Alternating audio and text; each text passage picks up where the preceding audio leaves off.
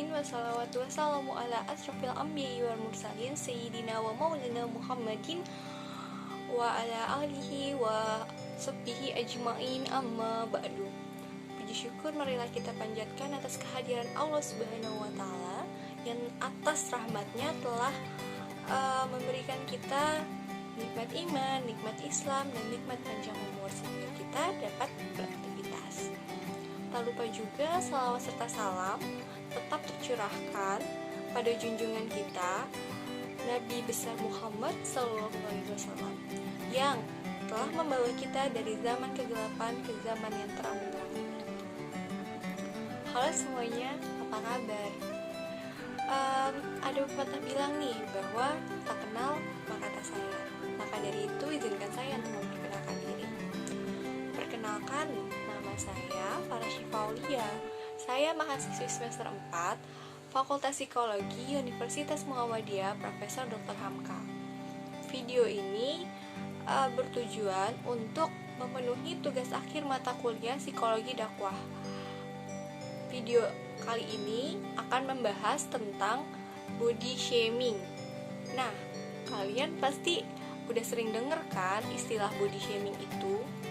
Kalian tahu nggak sih pengertian dari body shaming atau dampak dari body shaming itu kayak gimana? Tahu nggak? Kita bahas aja yuk. Pengertian body shaming. Body shaming menurut Kamus Oxford adalah perilaku mempermalukan seseorang dengan menghina atau membuat komentar negatif mengenai bentuk tubuh atau ukuran tubuh seseorang. Nah, body shaming ini dapat dikatakan sebagai salah satu bullying loh di lingkungan kita ini. Nah, apa sih perbedaan dari body shaming dan bullying itu? Nah, perbedaan dari body shaming dan bullying itu adalah body shaming itu hanya spesifik ditunjukkan pada bentuk dan ukuran tubuh, sedangkan bullying memiliki arti yang lebih luas dan lebih besar. Bullying sendiri itu dapat didefinisikan sebagai bentuk agresi kepada orang lain, baik itu secara fisik maupun secara verbal. Nah, beberapa orang seringkali tidak menyadari nih bahwa mereka telah melakukan body shaming kepada orang lain melalui beberapa pertanyaan atau pernyataan yang mereka lontarkan. Nah, mereka tuh biasanya menganggap bahwa pertanyaan dan pernyataan yang mereka lontarkan itu merupakan basa-basi atau hal yang wajar, hal yang biasa, atau candaan biasa gitu. Padahal pernyataan atau pertanyaan yang mereka lontarkan itu ketika menyinggung hati atau perasaan seseorang itu merupakan bagian dari body shaming. Contohnya, perasaan muka lo iteman deh, atau ih muka lo jerawatan, atau kok lo kurus banget sih, kurang gizi ya, kok lo gendutan, atau kok lo pendek banget sih. Nah, itu tuh bagian dari body shaming loh. Kalian tahu nggak sih dampak dari body shaming itu kayak gimana? Standar kecantikan tradisional dan fenomena body shaming berpotensi membuat orang melakukan self-objectification. Self-objectification itu apa sih? Self-objectification adalah keadaan di mana seseorang memandang dirinya sebagai sebuah objek atau menilai diri sendiri berdasarkan penampilan. Nah, kecenderungan ini dapat menimbulkan perasaan malu atas diri sendiri dan atau kecemasan berlebih atau anxiety. Nah, terhadap bentuk atau ukuran tubuh seseorang atau ukuran tubuhnya. Nah, orang-orang yang tidak dapat menerima perlakuan body shaming biasanya akan cenderung merasakan ada yang salah nih dalam dirinya, atau merasakan tidak kompeten untuk melakukan sesuatu karena rendahnya rasa percaya diri terhadap diri sendiri. Nah, pada perempuan biasanya dampak body shaming ini tuh bisa sangat terlihat. Biasanya perempuan yang sangat memperhatikan penampilan fisiknya itu mereka bukan karena keinginan mereka untuk bukan karena keinginan dalam diri mereka, melainkan untuk menghindari komentar negatif yang kemungkinan akan diberikan orang lain, akan ditunjukkan orang lain kepada dirinya. Besar banget kan dampak dari body shaming itu. Nah, teman-teman tahu nggak sih, ternyata perbuatan body shaming itu atau penghinaan fisik di media sosial ataupun ruang publik itu bisa dilaporkan ke kepolisian loh, dan dijerat dengan pasal 27 ayat 3 UU ITE tentang pencemaran nama baik atau penghinaan, dan juga pasal 315 KUHP tentang penghinaan ringan.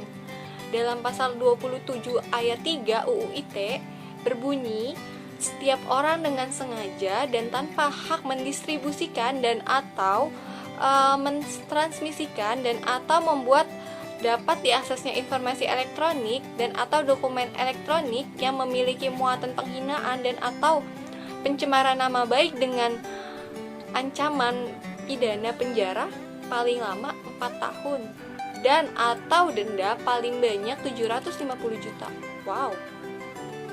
Sedangkan berdasarkan pasal 315 KUHP berbunyi, tiap-tiap penghinaan dengan sengaja yang tidak bersifat pencemaran atau pencemaran tertulis yang dilakukan terhadap seseorang baik di muka umum dengan lisan atau tulisan maupun di muka orang itu sendiri dengan lisan atau perbuatan atau dengan surat yang dikirimkan untuk diterimakan kepadanya, diancam karena penghinaan ringan dengan pidana penjara paling lama 4 bulan 2 minggu atau pidana denda paling banyak Rp4.500.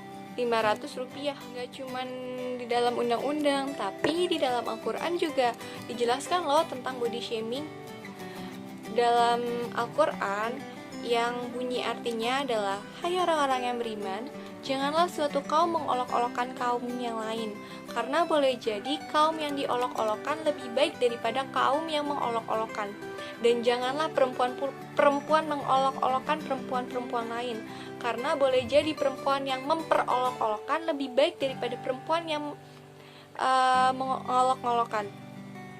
Dan janganlah kamu mencela-cela dirimu sendiri, dan janganlah kamu memanggil dengan gelar-gelar yang buruk. Seburuk-buruknya panggilan ialah panggilan yang buruk sesudah iman. Dan barang siapa yang tidak bertaubat, maka mereka itulah orang-orang yang zalim. Al-Quran Surah Al-Hujurat ayat 11. Tak hanya itu, Rasulullah juga pernah melarang keras para sahabat menertawakan betis Abdullah bin Mas'ud yang kecil. Padahal mereka tidak mengatakan apa-apa, mereka hanya menertawakan betis tersebut. Tapi Rasulullah SAW berkata, demi zat yang jiwaku berada di tangannya, sungguh kedua betis itu lebih berat di timbangan daripada gunung Uhud. Hadis riwayat Ahmad. Nah, sadarkah kita bahwa menghina kondisi fisik seseorang itu sama artinya kita menghina sang pencipta fisik tersebut? Adakah kesalahan yang lebih berat dari menggugat sang Khalik? Di dalam hinaan tersebut, walaupun dimaksudkan hanya untuk bercandaan atau sekedar gurauan, terbesit suatu perasaan bahwa kita lebih sempurna dari orang yang kita hina. Perasaan sombong ini yang tentunya bukan hak manusia. Jadi, jadilah pribadi yang tawadu dan bijaksana. Dan mulai sekarang, yuk kita sama-sama jaga lisan kita agar tidak mudah mengeluarkan pertanyaan atau pernyataan yang menyakiti perasaan orang lain dan bersifat body shaming. Sekian dari saya, kurang dan lebihnya mohon maaf. Akhirul kalam. Subhanaka Allahumma wa bihamdika asyhadu alla ilaha illa anta astaghfiruka wa atubu ilaik. Wassalamualaikum warahmatullahi wabarakatuh.